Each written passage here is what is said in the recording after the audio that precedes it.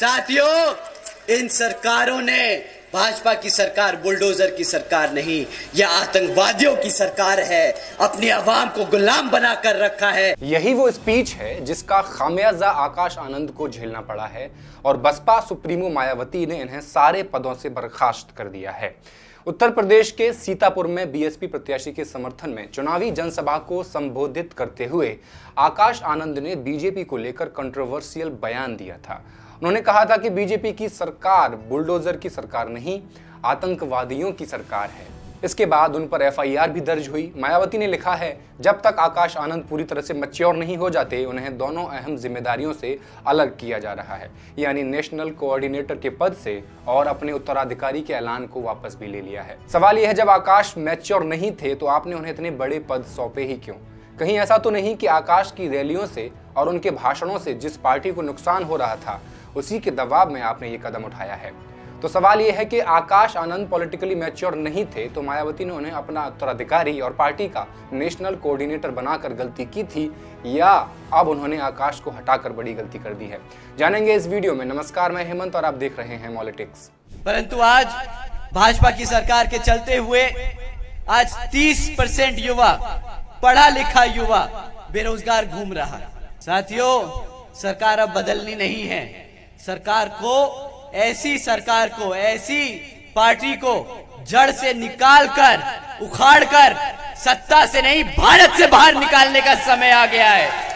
Modi ji subsidy नहीं मांगी थी, मुफ्त में राशन नहीं मांगा था, सस्ता गैस सिलेंडर नहीं मांगा था, अपने बच्चों को उनके पैरों पर खड़ा होने का सिर्फ एक मौका मांगा था, सिर्फ एक मौका। ये सब देखने के बाद आपको महसूस हो गया होगा कि आकाश आनंद अपनी पिछली कुछ चुनावी रैलियों में बेहद आक्रामक अंदाज में दिख रहे थे। सालों से सोई पड़ी बहुजन समाज पार्टी में ऊर्जा डालने का काम कर रहे थे। उनके कार्यकर्ता उत्साहित थे, लेकिन इन रैलियों में आक्रामक भाषणों की वजह से उनके खिलाफ चुनाव आचार संहिता के उल्लंघन के आरोप लगे और 2 केस दर्ज किए गए। 28 अप्रैल को उत्तर प्रदेश में सीतापुर की रैली में उन्होंने योगी आदित्यनाथ की सरकार की तालिबान से तुलना करते हुए उसे आतंकवादियों की सरकार कहा था। इसके अलावा उन्होंने लोगों से कहा था कि वो ऐसी सरकार को जूतों से जवाब दें। ऐसी सरकार का समय आ गया है अब खत्म होने का, और यहाँ पर बहुजन समाज पार्टी की सरकार बनाकर, बहन जी को प्रधानमंत्री बनाकर यहाँ पे उत्तर प्रदेश में बहुजन समाज पार्टी का राज कायम करने का। और इलेक्शन कमीशन को लगे कि हमें तालिबान नहीं बोलना चाहिए था, या भाजपा को आतंकवादी नहीं बोलना चाहिए था, तो हम उनसे दरख्वास्त करेंगे कि यहाँ उतर के आके देखें और गांव-गांव में घूमें और पता करें कि यहाँ के जो बहन बेटियां हैं, जो हमारे युवा हैं, वो किस हालत में जी रहे हैं। वो खुद समझ जाएंगे कि जो हमने कहा वो गलत नहीं, वो सत्य है, वो सच है, वो हमारी आवाम आज जी रही है। इस आक्रामक भाषण पर हुए मुकदमे के बाद ही आकाश आनंद की 1 मई को औरैया और हमीरपुर की रैलियां रद्द कर दी गईं। पार्टी की ओर से कहा गया है कि परिवार के एक सदस्य के बीमार पड़ने की वजह से ये रैलियां रद्द की गई हैं। फिर उसके कुछ दिन बाद यानी 7 मई को ऐलान किया गया कि आकाश आनंद से सारे पद छीन लिए गए हैं। परिवार का सदस्य बीमार था या आकाश के भाषणों से दिल्ली में कोई घबरा रहा था, ये कुछ लोगों के लिए डाउटफुल हो सकता है, सिर्फ कुछ लोगों के लिए। जिनके दबाव में बीएसपी आज अपना बेसिक वोट खो चुकी है, उन्हीं ताकतों की धमकियों ने आज एक और दलित की आवाज को दबा दिया है। ये चिंता का विषय है। सवाल यह है, क्या मायावती बीजेपी को नाराज नहीं करना चाहती हैं? हो सकता है मायावती आकाश आनंद को लेकर ओवर प्रोटेक्टिव हो, वो नहीं चाहती हो कि इस समय आकाश कोई मुश्किल में फंसे, लेकिन आप देश के बहुजनों के अधिकार की लड़ाई लड़ने निकली हैं, जहां डर नाम की किसी चीज की जगह नहीं बचती। इसलिए ये वजह थोड़ी कमजोर लगती है। मजबूत वजह लगती है कि मायावती बीजेपी से अपना संबंध नहीं बिगाड़ना चाहती, और इस चुनाव के समय तो बिल्कुल भी नहीं। और आकाश के भाषण बीजेपी से बात बिगाड़ने वाले तो थे ही। कौन सा महीना होता है जब पेपर लीक नहीं आता? पेपर लीक की खबरें कब नहीं आती आपको? ये लोग रोजगार नहीं देना चाहते, ये चाहते नहीं कि किसी तरह आप रोजगार में आ जाएं, क्योंकि अगर आपको रोजगार मिल जाएगा तो बाबा साहब ने जो आपके लिए आरक्षण तय किया है वो भी आपको मिल जाएगा। तो जब आपको नौकरी नहीं देनी पड़ेगी तो आपको आरक्षण नहीं देना पड़ेगा।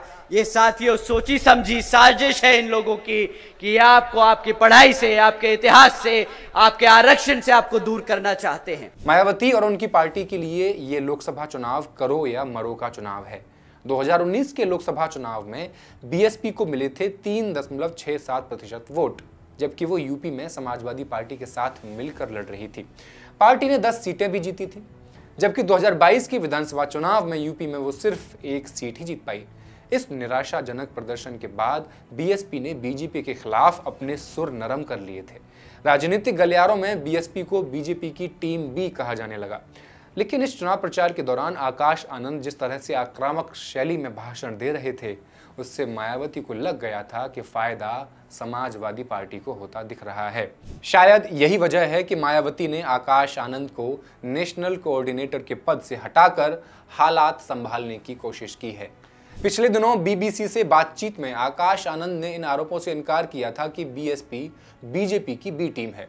लेकिन चुनाव के बाद बीजेपी के साथ जाने की संभावना से जुड़े सवाल पर उन्होंने ये भी कहा था कि बीएसपी का मकसद राजनीतिक सत्ता में आना है, इसके लिए पार्टी जो सही होगा वो करेगी। आकाश आनंद बहुजनों की राजनीति में एक उम्मीद की किरण बनकर उभर रहे थे। वो रोजगार की बात कर रहे थे, वो भ्रष्टाचार की बात कर रहे थे। आप लोग जानते हैं कि जब जब यहाँ यूपी में एक एक बच्चा पैदा होता है तो आज वो 3.5 लाख कर्जे के साथ पैदा होता है। इतना सरकार ने कर्जा ले लेके यहाँ की जनता को भिखारी बना दिया, गरीब बना दिया। बुलडोजर की नीति पर सवाल कर रहे थे। आप जिस उत्तर प्रदेश के वाराणसी से सांसद हैं, वो प्रदेश आज भारत का किडनैपिंग कैपिटल बन चुका है। तो ठीक है साथियों, हम नहीं बोलेंगे बुलडोजर की सरकार। आप लोग जो यहां की सरकार को तरक्की की सरकार बता रहे थे, उसको हम बदतमीजी और गद्दारी की सरकार कहते हैं। बदतमीजी और गद्दारी की सरकार कहते हैं। सबसे बड़ी बात, वो लोगों से कनेक्ट कर पा रहे थे। ऐसे में उनसे सारे पद छीन लेने के बाद बीएसपी कार्यकर्ताओं में, स्पेशली युवाओं में निराशा होगी और बीएसपी का एक बार फिर से आधारहीन, ऊर्जाहीन और उद्देश्य विहीन हो जाने का डर सबको सताएगा और बीजेपी उत्तर प्रदेश में फलती फूलती रहेगी। बीजेपी प्रवक्ता ने कहा है, आकाश आनंद जिस तरीके से गैर जिम्मेदाराना बयान दे रहे थे और भाजपा को लेकर अपमानजनक टिप्पणी कर रहे थे, इसको लेकर जनता के बीच आक्रोश उत्पन्न हो रहा था और इसी नाते मायावती जी ने इस बात को महसूस किया, इसलिए आकाश आनंद को तमाम जिम्मेदारियों से मुक्त करने का काम किया। लेकिन मायावती, जो कि बहुजन समाज पार्टी को एक मिशन की तरह माना करती थी, जो अब कमीशन में तब्दील हो गया है, क्या वह इसमें कुछ बदलाव कर पाएंगी? क्या परिवार के अलावा किसी सामान्य दलित को पार्टी की कमान सौंप पाएंगी? यह आने वाले समय में देखा जाएगा कि मायावती जी परिवारवाद से मुक्त हो पाएंगी या नहीं। बीजेपी प्रवक्ता के इस बयान में आपको आकाश आनंद को लेकर नाराजगी और बीएसपी को लेकर आदेश दे सकने के अधिकार का रौब साफ दिख रहा होगा। दूसरी ओर सपा प्रवक्ता फखरुल चांद हसन ने कहा, आज जिस तरीके से आकाश आनंद को उनके पदों से बर्खास्त किया गया है, ये इसी को दर्शाता है। वह आकाश आनंद जो बसपा के उत्तराधिकारी थे और भारतीय जनता पार्टी से लगातार सवाल पूछ रहे थे और सवाल भाजपा को चुभ भी रहे थे। ऐसे में मायावती जी ने आकाश आनंद को पद से मुक्त करके यह बात जग जाहिर कर दी है कि बसपा और भाजपा अघोषित गठबंधन है।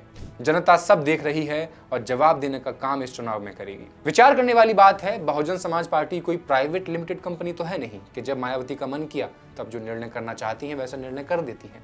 जिस तरह से आकाश पार्टी प्रत्याशियों की चुनावी जनसभाओं में आक्रामकता दिखाते हुए मोदी योगी सरकार पर तीखे हमले कर रहे थे, उससे मायावती क्यों नाराज थी, इसका जवाब खुद मायावती अपने कार्यकर्ताओं को नहीं दे पाई हैं।